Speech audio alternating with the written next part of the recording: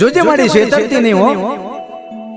દેશ પરદેશની માલિપા તારી વસ્તી 5-25 રૂપિયાની આશાએ કદાચ કોઈ કારી મજૂરી કરતી હશે, કોઈ ઝૂંપડાની માલિપા રહેતા હશે, કોઈ બંગલાની માલિપા રહેતા હશે, પણ જેથી ચૈત્રી આઠમ આવશે ને બાપ એટલે તારી વસ્તી તારા મઢડે જરૂર આવશે માં, તારા નિવેશ જરૂર ધરાવશે હો. હા મારું સઠિયારા હા, હા નીલભાઈ બાલાભાઈ હા, જય હો જય હો, જય શિયોરી દગાય.